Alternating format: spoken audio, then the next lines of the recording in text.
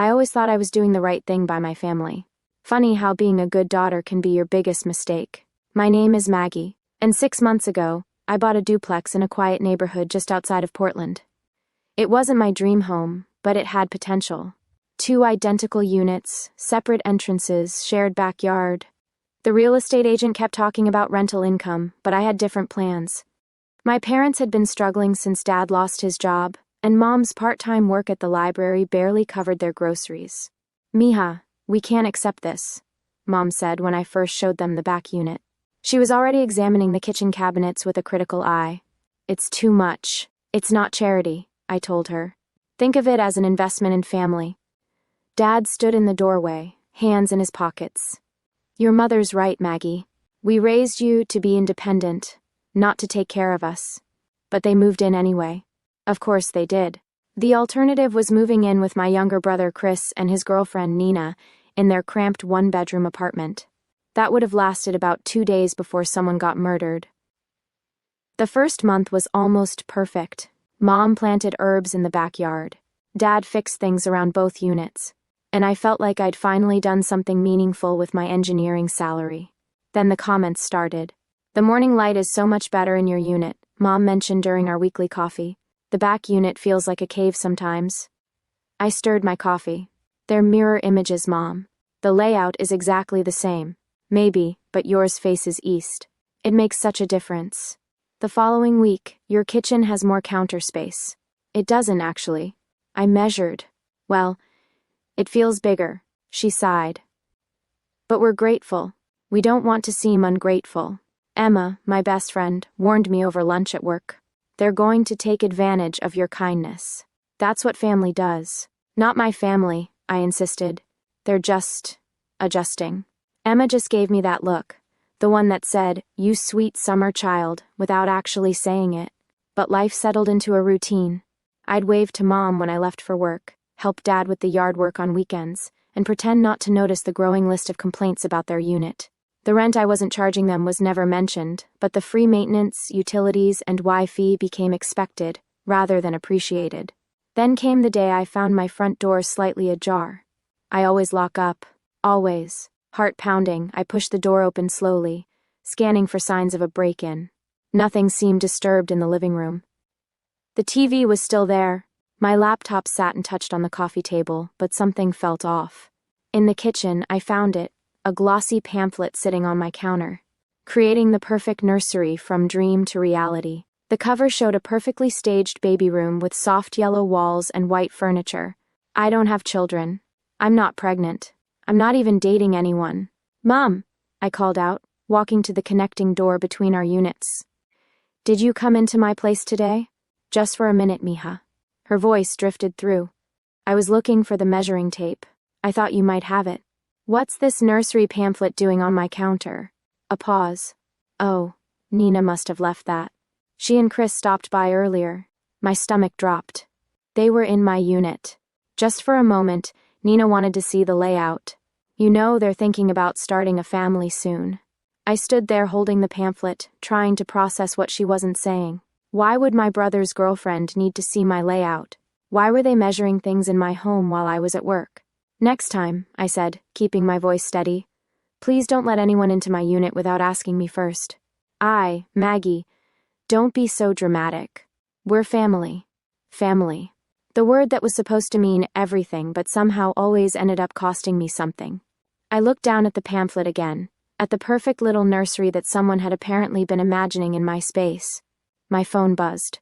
A text from Emma. "Girl, you need to see what Nina just posted on Instagram." I had a feeling my quiet life was about to get very complicated. Nina's Instagram story showed her spinning in what was unmistakably my master bathroom. "Future home tour," read the caption, complete with heart emojis. The cream-colored tiles I'd picked out myself were clearly visible behind her. I replayed it 3 times before calling Emma. "Tell me I'm not crazy," I said when she picked up. "You're not crazy. That's definitely your bathroom. What the hell is going on?" Before I could answer, my phone buzzed with a text. It was from Chris, but clearly not meant for me. "Mom says Mags will cave once we explain. She's always been practical about these things." My hand shook as I screenshot it. A second later, "Sorry, sis. Wrong chat. I marched straight to my parents' unit and knocked hard.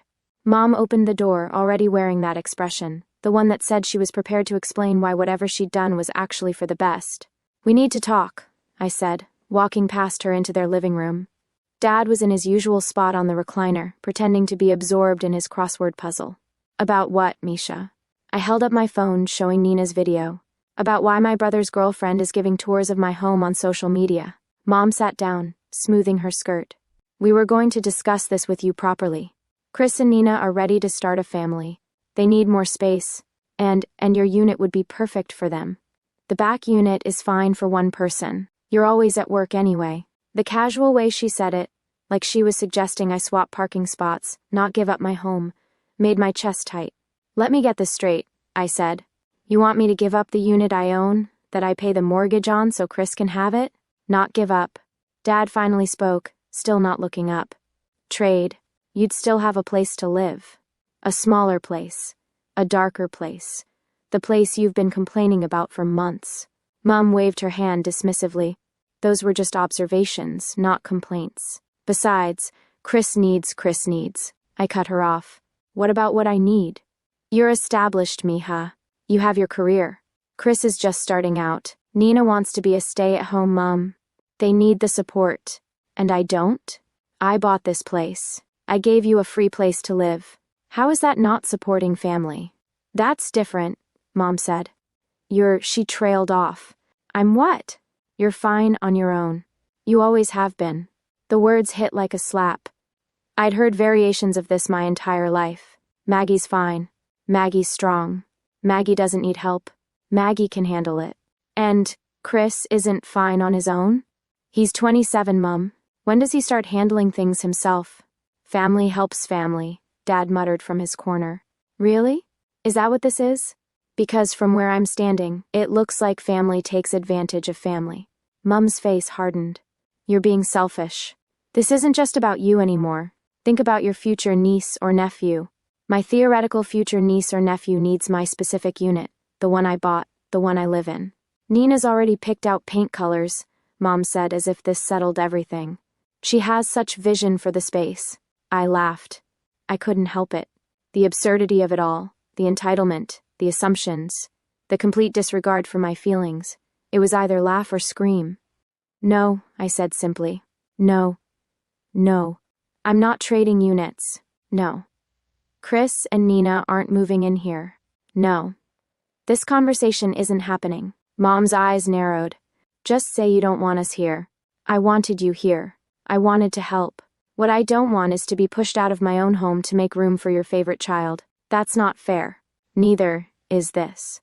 I walked out, ignoring Mom calling after me. Back in my unit, I called Emma. "How bad?" she asked. "Remember when we were kids and Chris broke my science project the night before it was due, and somehow I ended up apologizing to him?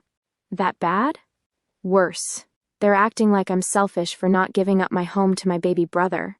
Emma was quiet for a moment. "You know what this means, right?" "What?" "It's time to stop being the good daughter and start being smart. Get out of your feelings and get into your bank account."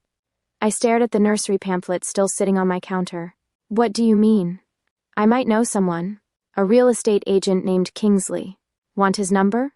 I thought about Chris's text, about Mom's dismissal, about the measuring tape. "Yes," I said. "I think I do." The motion detector alert pinged on my phone at 2:17 p.m. I'd installed it that morning. A small, inconspicuous device pointed at my front door. Now sitting in my office cubicle, I watched the live feed as Chris and Dad slipped into my unit. "Are you sure she's at work?" Chris's voice came through clearly. "She never comes home before 5, Dad replied. "Where's the measuring tape?" I turned up my phone's volume, hands trembling. "Got it. Nina wants to make sure a king bed will fit in here." The camera caught Chris stretching the tape across my bedroom wall. "Mom said Maggie will come around once we explain the baby thing. Your mother has a way of handling her." "Yeah. Mags always caves eventually. Remember when she gave me her car in college?" Dad chuckled. "The Toyota? Your mother convinced her you needed it more for your pizza delivery job than she did for her engineering internship. Good times." "Hey, do you think these closets are big enough for a nursery conversion?" I clicked off the feed, my coffee turning sour in my stomach. Emma's desk was 2 cubicles over. I messaged her, "Need lunch now." Later, we sat in her car parked behind the office building. I showed her the video. Those entitled little, Emma cut herself off. "Please tell me you called the police. And say what? My father and brother used a key my mother gave them to measure my bedroom for furniture they'll never buy." Point taken. She pulled out her phone. "But I'm calling Kingsley now. This is getting creepy. The real estate agent you mentioned? He's handling several properties on your block. There's this investment firm buying up buildings. They're paying above market if you can deliver vacant units." Vacant? I watched her dial. "You mean kick out my parents? I mean stop being a doormat and start being strategic." She put the phone on speaker. Kingsley answered on the second ring. His voice was smooth, professional. "Emma. Perfect timing. How's your friend?" "Ready to talk numbers," Emma said, giving me a pointed look. "Excellent. The firm I represent, Reed Scott Investments, is very interested in your area. They're paying premium prices for multi-unit properties, especially duplexes. But they need them empty." I thought about the measuring tape, about Nina's Instagram tour, about Mom's dismissal of my feelings. How premium are we talking? He named a figure that made me choke on my iced tea. "That's significant," I managed. "The catch is the timeline. They want to close fast, 3 weeks max. Both units need to be vacated before closing." Emma muted the phone. "Think about it. You could buy a nice condo with that money. One with a view, one without entitled family members measuring your closets." I unmuted. "Can you send me the paperwork? I'll email it today. Just remember, discretion is key until we're ready to move. These deals work best when everyone finds out at once." After hanging up, Emma studied my face. "You okay?" "I don't know. This feels justified?" I was going to say terrifying. My phone buzzed. A voice memo in the family group chat. Chris's excited voice filled the car. "Mom, Dad, I can't thank you enough for making this happen. This is my first big step toward real adulthood, and I couldn't do it without you guys. Nina's already planning the baby's room." Emma raised an eyebrow. "Still terrified?" I played the message again, letting the entitled confidence in my brother's voice wash over me. He hadn't even bothered to remove me from the chat. That's how certain they were I'd cave. "Send me Kingsley's email," I said. Back at work, I couldn't focus. The property listing Kingsley sent showed my duplex from the street, a modest building with good bones and a fresh coat of paint I'd paid for last spring. The offer letter waited in my inbox, cursor blinking on the signature line. My phone buzzed again. "Mom, Maggie, come to dinner tonight. We need to discuss some necessary upgrades to your unit. Nothing major, just some changes to make it more suitable for a young couple." The audacity stunned me into laughter. They weren't even pretending anymore. I typed back, "Sure, Mom. Happy to talk about changes." Then I opened Kingsley's email and signed the preliminary paperwork. Emma messaged me. "Did you do it?" "Just signed. Is it wrong that I feel nothing?" "Nope. That's your self-respect growing back." I looked at the family chat again. Chris had sent another voice memo. "Can't wait to give this place the update it needs. No offense, Mags, but your style is a little basic." My fingers hovered over the phone, tempted to tell him exactly how basic he'd find apartment hunting with no free options. Instead, I closed the chat and emailed Kingsley. "Papers signed. Let's make this happen." Sometimes the best revenge isn't a loud confrontation. Sometimes, it's a quiet signature on a document no one sees coming. Kingsley's office was exactly what you'd expect. All glass, chrome, and expensive coffee. He wore a tailored suit that probably cost more than my first car, and smiled like someone who knew the value of everything. "Reed Scott is very interested in your property," he said, sliding a folder across his desk. "Location, condition, potential, it checks all their boxes. And they really need both units empty? Company policy. They're planning significant renovations." He paused. "I understand there might be some personal complications?" I thought about the text Mom had sent that morning. "Nina's parents want to see the nursery space next week. We'll use your spare key." "No complications," I said, opening the folder. "Just timing." The numbers made my head spin. The down payment alone could fund a decent condo purchase. The full amount would let me buy something outright in a better neighborhood. 3 weeks is fast, I said. That's why the offer is so generous. Reed Scott values efficiency. He tapped the papers. Of course, if it's too rushed. It's not. I reached for a pen. Where do I sign? As I scrawled my signature across multiple pages, Kingsley explained the process. The deposit would clear in days. The full payment would be ready at closing. All I had to do was ensure both units were vacant.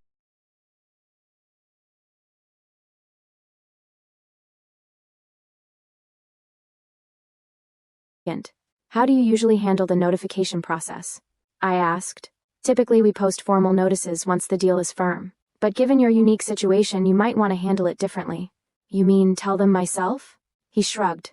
Sometimes it's easier to let the paperwork do the talking.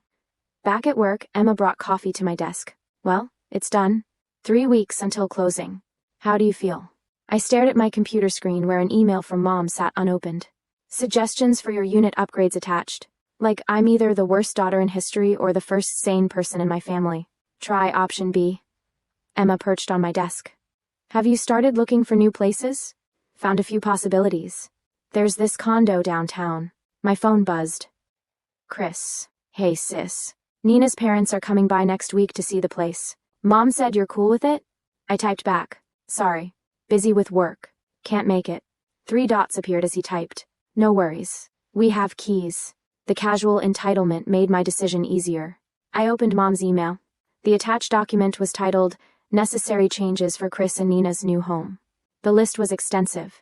Remove all personal items from master bedroom. Nina needs a clean slate. Paint walls neutral colors. Current colors too dark. Replace shower head. Chris prefers rainfall style.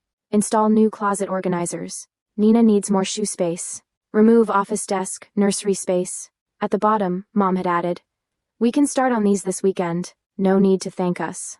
We're happy to help. Emma read over my shoulder. Oh, hell no. It gets better, I said, scrolling down. They've created a timeline for my move to the back unit. Apparently, I should be out by the end of the month so they can prepare the space properly for Chris and Nina. The end of the month? That's 1 week before the actual eviction notices go up. Talk about karma. I closed the email without responding and pulled up local real estate listings. A corner unit caught my eye. 12th floor, city views, no family members with spare keys. That's the one, Emma said, pointing at the screen. Look at that balcony. My phone buzzed again. Nina had posted another Instagram story. Can't wait to transform this space. Sorry about the current decor. Previous occupant's taste was a bit basic. The previous occupant. That's what I had become in my own home. I clicked the contact button on the condo listing and scheduled a viewing for that afternoon. Want company? Emma asked. Actually, yes. I need someone to remind me I'm not crazy. You're not crazy. You're just finally standing up for yourself. I glanced at my phone as another message came through. Dad this time. Your mother's put a lot of thought into these upgrades. Don't make this difficult. Don't make this difficult. The family motto, at least when it came to me, give in. Go along. Don't rock the boat. I turned off my phone and grabbed my keys. Let's go look at my future home, one without a guest key under the mat. Emma grinned. Now that's the spirit. As we left the office, I felt lighter than I had in months. In 3 weeks, they'd learn what happens when you push too far. In 3 weeks, I'd be free. But first, I had a condo to buy and a poker face to perfect. This sauce is delicious, Mom said, helping herself to more pasta. Though the kitchen in the back unit doesn't have enough counter space for proper cooking. I smiled and refilled her wine glass. Family dinner, my last one in this house, though they didn't know it yet. 2 weeks until closing. And I'd mastered the art of nodding along. I've been thinking about what you said, I told her, watching her face light up, about the unit swap. Chris nearly choked on his garlic bread. Really? You're okay with it? Well, you know what they say, family first. The words tasted like vinegar. Nina clapped her hands. Oh my God. This is perfect. I already have paint samples picked out. And wait until you see the nursery mood board I created. Dad looked uncomfortable. Like he always did when things went too smoothly. That's very generous of you, Maggie. It's nothing, I said, standing to clear plates. Just let me think about the timing. Later, after they'd gone back to their unit, I checked another item off my secret to-do list. Host, last, family dinner.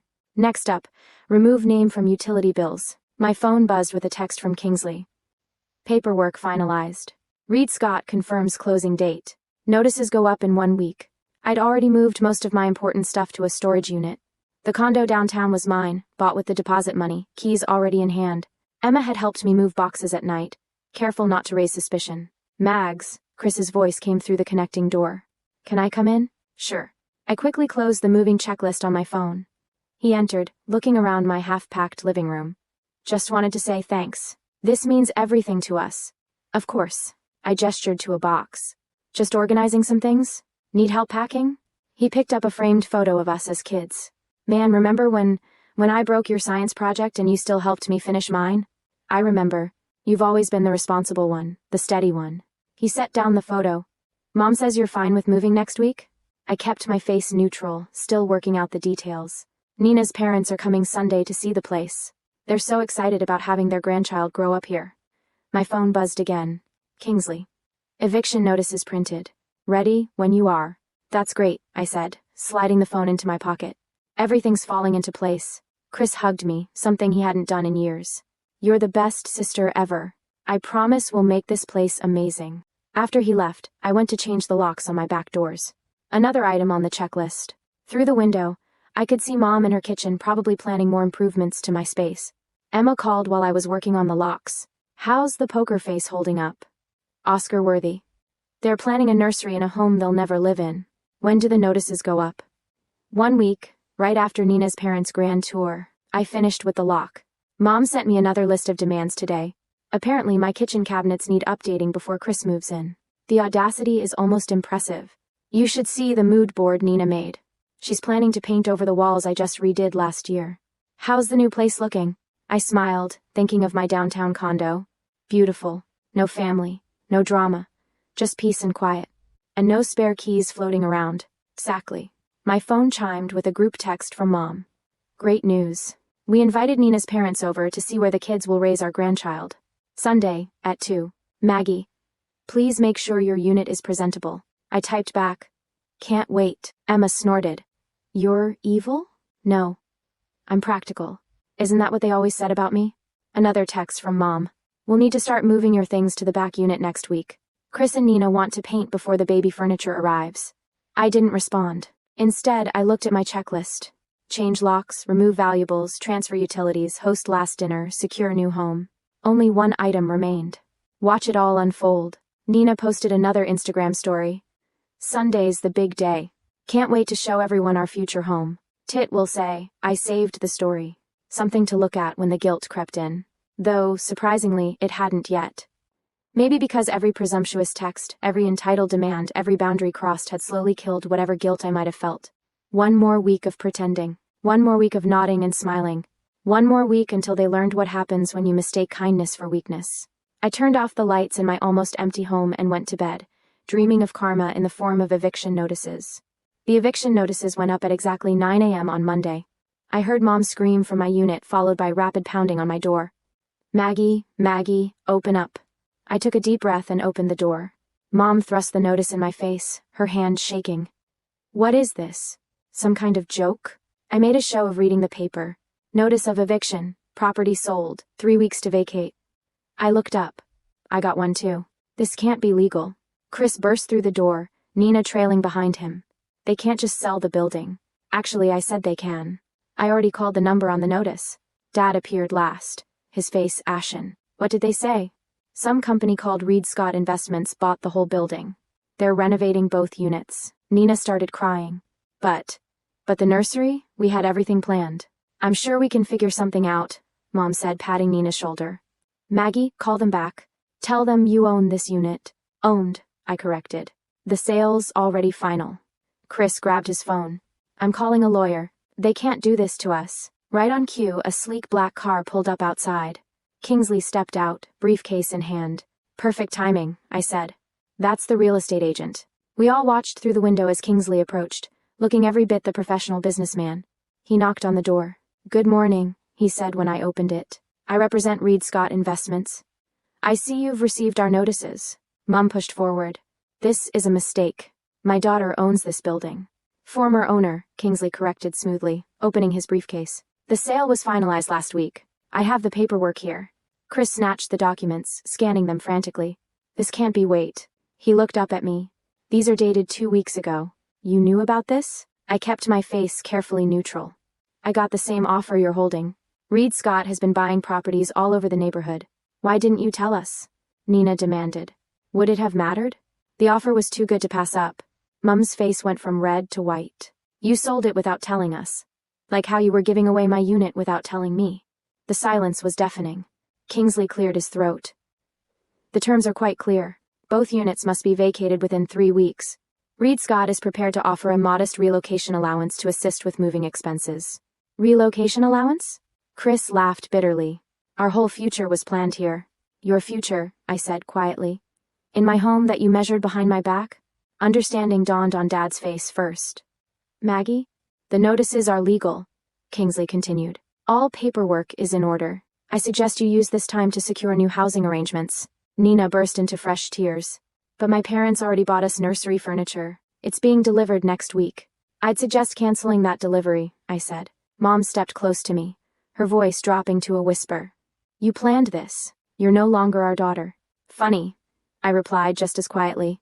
I stopped feeling like your daughter when you decided my home belonged to Chris. Kingsley handed out information packets. These contain local rental listings and moving company recommendations. Reed Scott appreciates your cooperation in this matter. Chris crumpled his packet. This isn't over. We'll fight this. Feel free, Kingsley said. Though I should mention the sale contract is ironclad. Miss Valdez's lawyer made sure of that. All eyes turned to me. You had a lawyer? Dad asked. I learned from the best, I said. Family first. Right? Nina stormed out, followed by Chris shouting about lawsuits. Mom stood frozen, clutching her eviction notice like a lifeline. 3 weeks, Kingsley reminded them. After that, any remaining occupants will be removed by law enforcement. Dad took Mom's arm. Come on, Yolanda. We need to think. They left without looking at me. Kingsley waited until they were gone before speaking. Cleanly done, he said. The closing documents are ready whenever you are. I nodded, watching through the window as my family huddled in their unit, probably already plotting their next move. You know they'll try to fight this, he warned. Let them try. I learned something important recently. What's that? Sometimes, the best revenge isn't just serving karma. It's serving it with proper paperwork. He smiled and headed back to his car.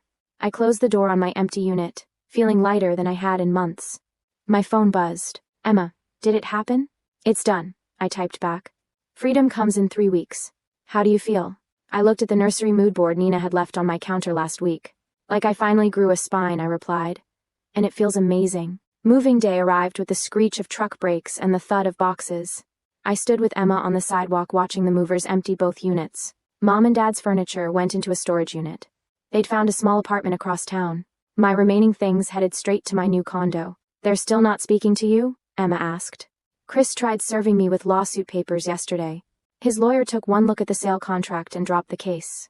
A crash from inside made us both jump. Nina stormed out, mascara running. This is all your fault, she screamed at me. We had everything planned. You had my home planned. I corrected. There's a difference. We're family. Family doesn't measure rooms behind each other's backs. She threw her hands up. It was just measuring. We were trying to plan our future. In my house without asking. Because we knew you'd say no exactly? I watched the movers carry out the couch I'd bought last year. And that should have been your answer. Chris appeared behind her looking deflated. Come on, Nina. It's not worth it. Not worth it? She whirled on him. Your sister just destroyed our future, and it's not worth it. Our future? I laughed. You mean the future where you redecorate my home, raise your kids in my space, and I, disappear into the back unit like a good little sister? You're just jealous, she spat. Jealous that we're starting a family and you're alone. Emma stepped forward, but I held up a hand. I'm not alone, Nina. I'm free. There's a difference. Free to what? Live in some soulless condo while we struggle to find a place. You could try paying for one, I suggested, like I did. Chris grabbed Nina's arm. Let's go. We need to finish packing. This was our only shot, she yelled at him. Your parents promised us this place. It was never their place to promise, I said quietly. Nina jerked away from Chris.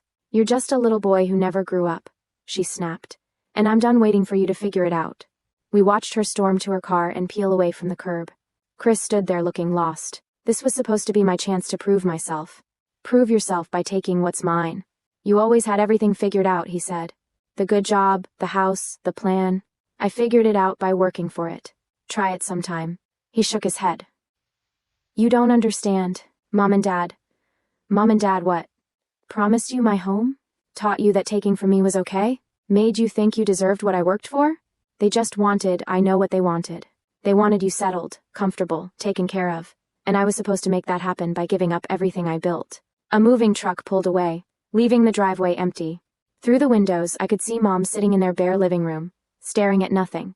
You should have paid for your own future, I told Chris, instead of trying to steal mine. He walked away without responding, shoulders slumped. Dad came out next, carrying a small box of photos. Your mother kept every school picture, he said, not quite looking at me, even the ones where you wouldn't smile. I wasn't much for faking happiness, even then. He shifted the box. We really thought you'd understand about Chris needing a chance. I understand perfectly. I just stopped agreeing. Mom appeared in the doorway. We're ready, she told Dad, ignoring me completely. They got into their packed car without another word. As they pulled away, I saw Mom wipe her eyes. Emma touched my arm. You okay? Honestly? Yes. I watched the last moving truck disappear around the corner. It hurts, but not as much as letting them take everything would have. Want to go see your new place? No family drama, no entitled siblings, no measuring tapes. I smiled. Actually, I want to do one last thing. We walked through both empty units. My footsteps echoed in spaces that had once held so many dreams, theirs and mine. In what used to be my bedroom, Nina's paint sample still clung to the wall. Nursery yellow and baby's breath white. I peeled them off one by one. Ready? Emma asked from the doorway. Ready. Outside, I locked both doors for the last time. The keys would go to Kingsley tomorrow, along with the final paperwork. Hey, Emma said as we walked to my car. Remember what you told me when you first bought this place? What? Family is everything. Funny how things change. I look back at the empty duplex. Family is everything, I agreed, until it costs you everything. The city light sparkled through my new floor-to-ceiling windows as Emma poured the wine. My condo felt different from the duplex, cleaner, lighter, like the air itself had been filtered of guilt and obligation. To peace purchased in cold cash, Emma toasted, to measuring tapes and karma. My phone buzzed. A text from Kingsley. Reed Scott just listed the duplex, asking price is double what they paid. Wow. Emma peered at the screen. They're not wasting any time. Good for them. I scrolled through the listing photos. They'd already gutted both units, stripped away every trace of the life I'd built there. The dreams my family had tried to steal. Still, no word from any of them? I set down my phone. Chris sent a drunk text last week, something about Nina moving back home to her parents.